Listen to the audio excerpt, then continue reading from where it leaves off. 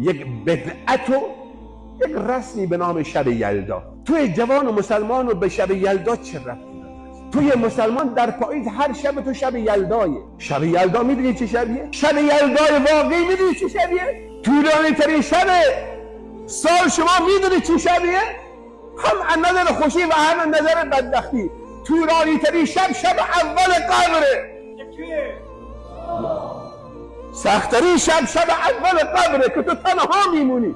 تو میدونی و خدای خودت و اعمالت. شب یلدا، شب دران، اون شبیه که در جنگ خیبر، در غزوه خیبر در سال 7 هجری پس از اینکه مسلمان ها از صلح حدیبیه برگشتن، یهود دندان تیز کردن در علیه مسلمانان. این جنگ 8 الی 9 الی 10 روز طول کشید. قلعه ها و دژه های محکم یهود از اون طرف با مسلمان ها داشتن مسلحانه می جنگیدن. اون شب رو جوان برو مطالعه بکن، اون شب زیبا رو.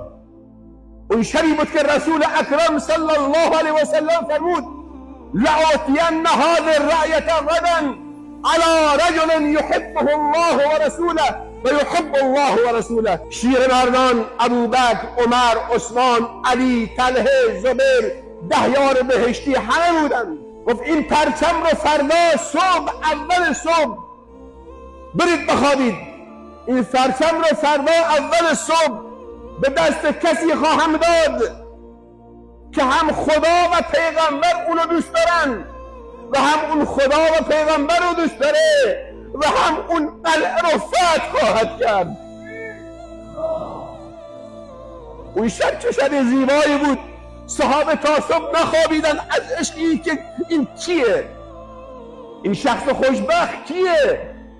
اون شب یلدای صحابه بود. اون شب زیباییشون بود. تا صبح نخوابیدن، مشتاقان این بودن که صبح پرچم رو به دست بگیرند در مقابل دشمن به جنگ بروند. جوان، هویتت رو گم کردی. جوان، تا شعار مصطفی از دست رفت، قوم را رمز بقا از دست رفت. تا روزی که جوانهای ما به دنبال این مراسم و رسومات هستند، خاصیت جوانهای ما رفته. علیهای ما امروز کجان؟